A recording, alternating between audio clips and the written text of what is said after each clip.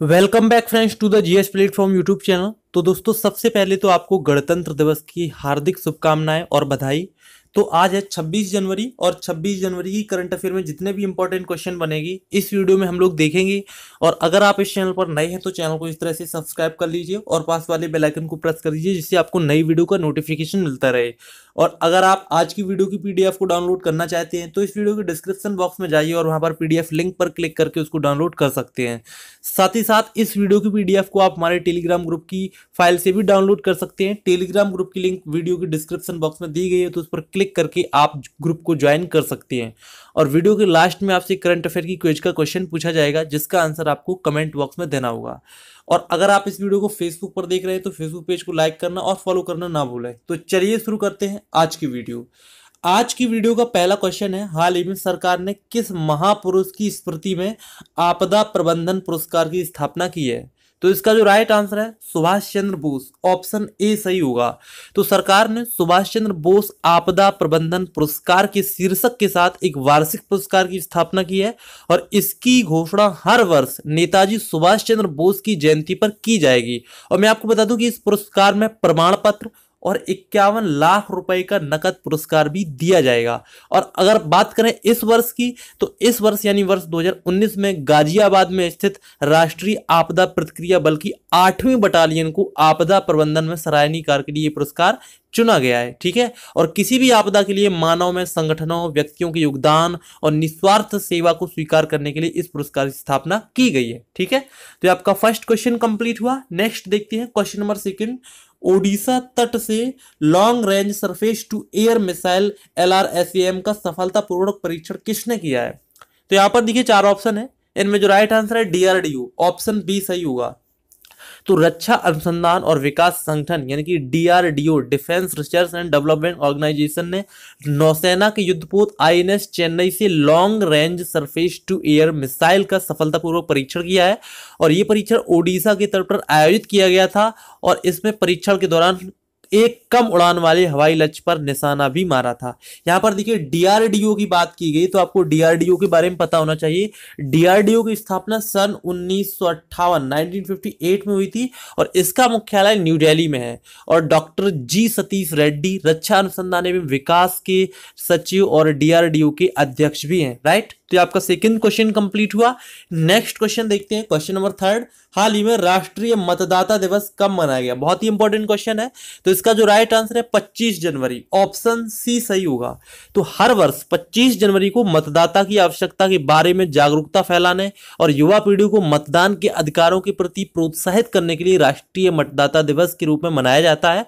और राष्ट्रीय मतदाता दिवस 2019 यानी कि इस वर्ष की जो राष्ट्रीय मतदाता दिवस की जो थीम है वो आपको पता होना चाहिए। तो थीम का नाम है no voter to be left behind. एक बार फिर से आप सुन लीजिए, राष्ट्रीय मतदाता दिवस 2019 की जो थीम है वो है no voter to be left behind.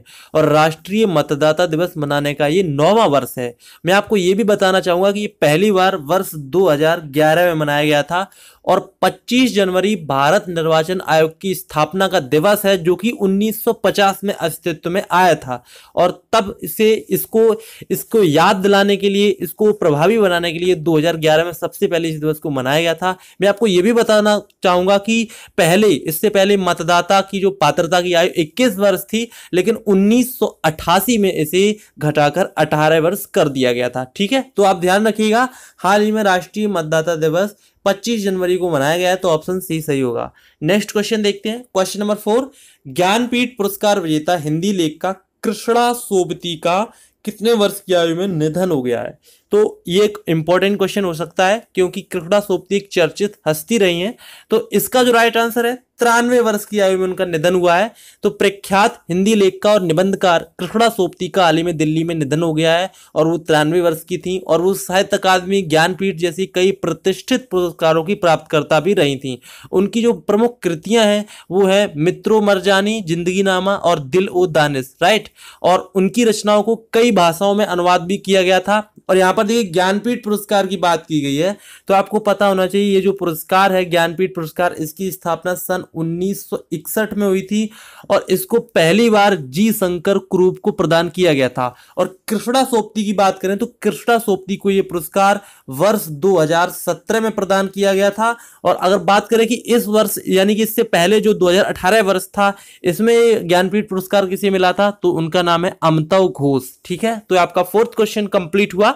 Next question देखते हैं, क्वेश्चन नंबर 5, सुल्तान अब्दुल्ला को किस देश का नया राजा चुना गया है। तो यहां पर देखिए 4 ऑप्शन है, इनमें जो राइट आंसर है मलेशिया, ऑप्शन सी सही होगा। तो देखिए सुल्तान अब्दुल्ला सुल्तान अहमद शाह को इस देश की शाही परिवार के सदस्यों द्वारा मलेशिया के नए राजा के रूप में उनको चुना गया है। और 59 वर्षीय नए राजा को पहले मलेशियाई राज पहांग का सुल्तान नियुक्त किया गया था और उन्होंने हाल ही में अपना पद छोड़ने वाले केल्तन के सुल्तान मोहम्मद वी की जगह ली थी। ठीक है, यहां पर देखिए मलेशिया की बात की गई है, तो आपको पता होना चाहिए मलेशिया जो देश है उसकी जो राजधानी है वो है कुआलालंपुर और वहां की मुद्रा है मलेशियाई रिंगित। राइट, जो आपका 5th क्वेश्चन कंप्लीट हुआ। नेक्स्ट क्वेश्चन देखते हैं, क्वेश्चन नंबर 6, हाल ही में किस खिलाड़ी ने सेवानिवृत्ति की घोषणा की है। ये जो क्रिकेट खिलाड़ी हैं उनका आपको नाम बताना है। तो इसका जो राइट आंसर है जोहान बोथा, ऑप्शन डी सही होगा। तो दक्षिण अफ्रीका के पूर्व ऑलराउंडर खिलाड़ी जोहान बोथा ने क्रिकेट के सभी प्रारूपों से अपने तत्काल सेवानिवृत्ति की घोषणा की है। और जोहान बोथा ने दक्षिण अफ्रीका के लिए 2005 से 2012 तक 5 टेस्ट मैच, 78 एक दिवसीय अंतर्राष्ट्रीय मैच और 40 T20 अंतर्राष्ट्रीय मैच खेले हैं और उन्होंने 10 वनडे मैचों में इस देश की कप्तानी भी की है, यानी कि दक्षिण अफ्रीका देश की कप्तानी भी की है। राइट, तो ध्यान रखिएगा कि जोहान बोथा ने हाल ही में क्रिकेट से संन्यास ले लिया है। नेक्स्ट क्वेश्चन देखते हैं, क्वेश्चन नंबर 7, किस राज्य ने हाल ही में अपना 49वां स्थापना दिवस मनाया है। तो इसका जो राइट आंसर है हिमाचल प्रदेश, ऑप्शन बी सही होगा। तो देखिए हाल ही में हिमाचल प्रदेश ने 49वां स्थापना दिवस मनाया है और 18 दिसंबर 1970 को संसद द्वारा हिमाचल प्रदेश राज्य अधिनियम पारित किया गया था और 25 जनवरी सन 1971 को, ये आप ध्यान रखिएगा, 25 जनवरी सन 1971 को ये नया राज्य अस्तित्व में आया और ये भारत का 18वां राज्य बना था। और उसके जो पहले मुख्यमंत्री बने थे वो बने थे YS परमार। और इस समय जो मुख्यमंत्री हैं वो है जयराम ठाकुर। उन्होंने राज्य के लोगों को पूर्व राज्यत्व दिवस की शुभकामना देते हुए बताया कि पिछले 48 वर्षों के दौरान इस राज्य का अभूतपूर्व विकास हुआ है। यहाँ पर देखिए हिमाचल प्रदेश की बात की गई है, तो आपको इसके बारे में पता होना चाहिए। इस राज्य की जो राजधानी है वो है शिमला और इसके जो CM है वो है जयराम ठाकुर और गवर्नर है आचार्य देवव्रत। और यहाँ की लोकसभा से 4 सीटें हैं, राज्यसभा से 3 सीटें और विधानसभा में कुल 68 सीटें आती हैं। हिमाचल प्रदेश के बारे में आपको 2 करंट अफेयर के पॉइंट भी पता होना चाहिए। हाल ही में गौ सेवा आयोग का गठन हिमाचल प्रदेश में किया गया है और हिमाचल प्रदेश राज्य ने छतों पर सौर ऊर्जा प्रतिष्ठानों पर सब्सिडी देने की घोषणा की है। ठीक है, तो ये आपका 7th क्वेश्चन कंप्लीट हुआ। नेक्स्ट क्वेश्चन देखते हैं, क्वेश्चन नंबर 8, अज्ञेय कुमार आजाद हाल ही में किस बैंक के नए कार्यकारी निदेशक के रूप में नियुक्त हुए हैं। तो इसका जो राइट आंसर है PNB यानी कि Punjab national bank, option D सही होगा। तो अज्ञेय कुमार आजाद पंजाब नेशनल बैंक में नए कार्यकारी निदेशक के रूप में शामिल हुए हैं और वो इससे पहले बैंक ऑफ इंडिया में महाप्रबंधक थे और केन्या की राजधानी नैरोबी में कंट्री हेड के पद पर कार्यरत थे। और वर्तमान में PNB के 2 कार्यकारी निदेशक हैं और दूसरे मौजूदा कार्यकारी निदेशक का नाम LV प्रभाकर है। यहाँ पर देखिए पंजाब नेशनल बैंक की बात की गई तो मैं आपको बता दूं इसकी स्थापना 1894 में हुई थी और पंजाब नेशनल बैंक का जो मुख्यालय है वो है न्यू दिल्ली में। राइट, तो आपका 8th क्वेश्चन कंप्लीट हुआ। नेक्स्ट क्वेश्चन देखते हैं, क्वेश्चन नंबर 9, लांस नायक नजीर अहमद वानी को कौन से पुरस्कार से सम्मानित किया जाएगा। तो इसका जो राइट आंसर है अशोक चक्र, ऑप्शन ए सही होगा। तो लांस नायक नजीर अहमद वानी जिन्होंने पिछले वर्ष नवंबर में कश्मीर में शोपियां में आतंकवाद विरोधी अभियान के दौरान अपने जीवन का बलिदान दे दिया था, उनको भारत के सबसे बड़े वीरता पुरस्कार अशोक चक्र से सम्मानित किया जाएगा। और 38 वर्षीय वानी को कुलग्राम में असमुजी में रहने वाले थे और 25 नवंबर को एक भीषण गोलाबारी में उनका निधन यानी कि वो शहीद हो गए थे। और ये अशोक चक्र की बात की गई तो मैं आपको बता दूं कि अशोक चक्र युद्ध के मैदान में निरंतर वीरता, साहसी गतिविधियों या आत्म बलिदान के लिए सर्वोच्च शांतिमय सैन्य पुरस्कार है। ठीक है, तो ये आपका 9th क्वेश्चन कंप्लीट हुआ। नेक्स्ट क्वेश्चन देखते हैं, क्वेश्चन नंबर 10, उत्तर प्रदेश ने हाल ही में अपना किस क्रम का स्थापना दिवस मनाया है। तो यहाँ पर जो 4 ऑप्शन है इनमें जो राइट आंसर है 69वां स्थापना दिवस, ऑप्शन सी सही होगा। तो उत्तर प्रदेश ने हाल ही में 69वां स्थापना दिवस मनाया है और इस अवसर के उपलक्ष्य में लखनऊ में अवध शिल्प ग्राम में मुख्य समारोह का आयोजन भी किया गया।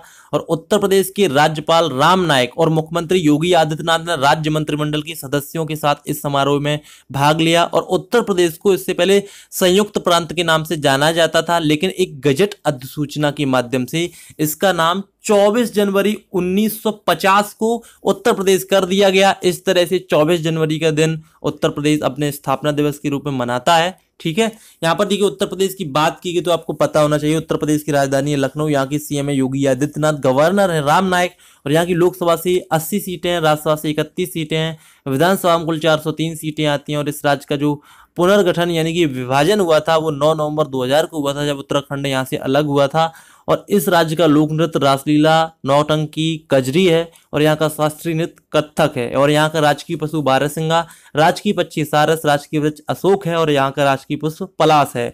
और यहाँ के प्रथम मुख्यमंत्री पंडित गोविंद वल्लभ पंत, प्रथम राज्यपाल सरोजनी नायडू रही है। ठीक है, यूपी के बारे में आपको 2 करंट अफेयर के पॉइंट भी पता होना चाहिए। उत्तर प्रदेश में प्रधानमंत्री ने 6ठे अंतर्राष्ट्रीय चावल अनुसंधान संस्थान का भी उद्घाटन किया है। और उत्तर प्रदेश सचिवालय में 15 फीट ऊंची अटल बिहारी वाजपेयी की प्रतिमा लगाने की हाल ही में घोषणा की गई है।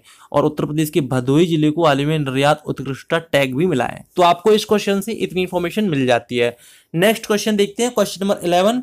किस देश के राष्ट्रपति सिरिल रामाफोसा 2019 की गणतंत्र दिवस परेड के मुख्य अतिथि होंगे, यानी कि आज के दिन के वो मुख्य अतिथि होंगे? तो इसका जो राइट आंसर है दक्षिण अफ्रीका, ऑप्शन डी सही होगा।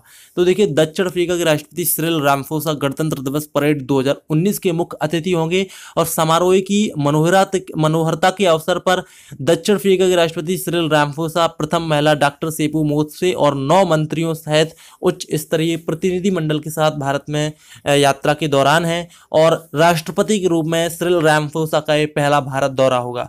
और वो परेड के मुख्य अतिथि के रूप में नेल्सन मंडेला के बाद दक्षिण अफ्रीका के दूसरे राष्ट्रपति होंगे। ठीक है, और बात करें कि पिछले वर्ष कौन कौन से व्यक्ति थे जो कि इस तरह के समारोह के मुख्य अतिथि थे, तो 2018 में 10 आसियान देशों जिनके नाम है Thailand, Vietnam, Indonesia, Malaysia, Philippines, Singapore, Myanmar, Cambodia, Laos और ब्रुनई, इनके नेता गणतंत्र दिवस समारोह के मुख्य अतिथि थे। वो 2018 के थे, लेकिन आज का क्वेश्चन है 2019 का। राइट, गणतंत्र दिवस के बारे में आपको बता दूं कि 26 जनवरी 2019 भारत अपना 70वां गणतंत्र दिवस मनाएगा। और भारत का पहला गणतंत्र दिवस 1950 में मनाया गया था। और वर्ष 2019 का जो समारोह है वो इसलिए और विशेष होगा क्योंकि ये जो वर्ष है वो महात्मा गांधी जी की 150वीं वर्षगांठ वाला वर्ष है। ठीक है, तो आपका 11th क्वेश्चन कंप्लीट हुआ। नेक्स्ट क्वेश्चन देखते हैं, क्वेश्चन नंबर 12। विश्व स्तर पर टीसीएस किस क्रम की सबसे मूल्यवान आईटी सेवा ब्रांड कंपनी बन गई है? तो इसका जो राइट आंसर है तीसरी, ऑप्शन सी सही होगा। तो देखिए ब्रांड फाइनेंस की रिपोर्ट के अनुसार भारत की टाटा कंसल्टेंसी सर्विस टीसीएस को 2018-19 में वैश्विक स्तर पर तीसरे सबसे मूल्यवान आईटी सेवा ब्रांड का नाम दिया गया है। और इसमें एक्सचेंजर कंपनी ने दुनिया के सबसे मूल्यवान आईटी सेवा ब्रांड का खिताब अपने नाम किया है।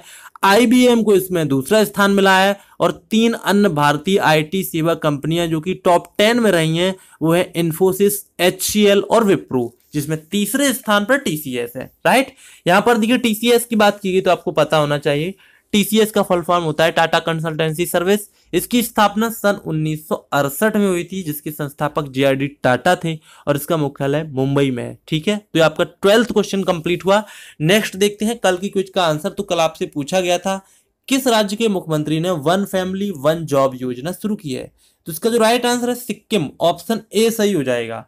और आज की क्विज का सवाल है भारतीय महिला बॉक्सिंग के कोच के रूप में किसे नामित किया गया है? तो यहाँ पर 4 ऑप्शन दिए गए हैं। Option A Vijender Singh, option B Shiva Thapa, option C Mohammad Ali Qamar, या फिर इनमें से कोई नहीं। अगर आपको इस क्वेश्चन का आंसर आता है तो वीडियो के कमेंट बॉक्स में जाइए और इसका आंसर जरूर दीजिए। और मैं आपको ये भी बताना चाहूंगा कि कल की वीडियो में जो पीडीएफ है वो देर से डाली गई थी, उसका ख्याल नहीं रहा था, तो इसके बाद मैंने उस पीडीएफ को डाल दिया था। तो अगर आप कभी भी पीडीएफ को डाउनलोड ना कर पाए, अगर लिंक ना मिले, तो आप टेलीग्राम ग्रुप पर ज्वाइन हो जाइए और वहां पर आपको पीडीएफ निश्चित रूप से मिलेगी, क्योंकि वहां पर मैं रेगुलरली पीडीएफ को डाल देता हूं। तो उसको भी आप ज्वाइन कर सकते हैं, जहां पर आपको पीडीएफ मिलती रहेंगी। और अगर आपको ये वीडियो पसंद आए तो प्लीज वीडियो को लाइक जरूर कीजिए, और लाइक करने के बाद अपने किसी फेसबुक या व्हाट्सएप के एजुकेशनल ग्रुप में इसको शेयर जरूर कीजिए। और अगर आपने अभी तक टेलीग्राम ग्रुप को ज्वाइन नहीं किया है तो वीडियो के डिस्क्रिप्शन बॉक्स में इसकी लिंक दी गई है। साथ ही साथ अगर आपने यूपीपी करंट अफेयर का वीडियो नहीं देखा है तो एंड स्क्रीन में आप देख सकते हैं। तो मिलते हैं अगले वीडियो में, तब तक के लिए नमस्कार।